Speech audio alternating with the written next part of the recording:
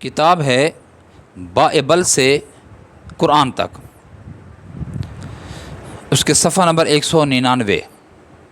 اس میں ایک واقعہ لکھا ہے کہ ایک انگریز حاکم انڈیا کے ایک علاقے سہارنپور میں ایک مدرسے کا وزٹ کرنے کے لیے گیا۔ حاکم وقت تھا، وہاں جب گیا تو دیکھا کہ تپائیاں رکھی ہوئی ہیں، ایک جانب استاد بیٹھا ہے اور بچے زور زور سے ہل ہل کر کچھ پڑھ رہے ہیں، ایسے ایسے کر رہے ہیں،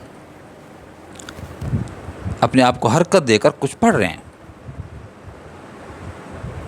وہ اندر کلاس روم میں چلا گیا، کہا استاد جی سے ملا، بچوں سے ملا، کہا یہ کیا پڑھ رہے ہو؟ یہ مولوی صاحب یہ کیا پڑھ رہے ہیں؟ تو مولانا صاحب نے کہا یہ قرآن ہے،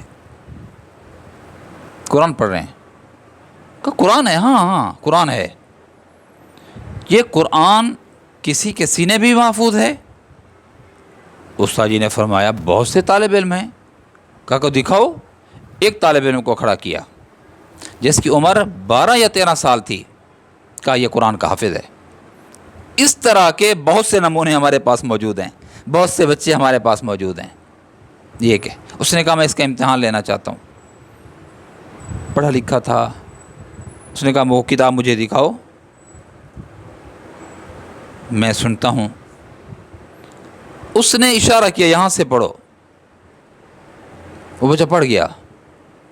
پھر کہا کہ یہاں سے پڑھو، بچہ پھر پڑھ گیا۔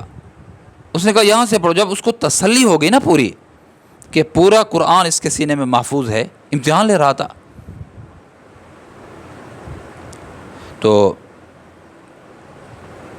جب اس کو تسلی ہو گئی کہنے لگا میں شہادت دیتا ہوں اس بات کی کہ اس کے نزول سے لے کر اس کے تحفظ تک اللہ نے اس کی واقعی ذمہ داری اٹھائی ہے۔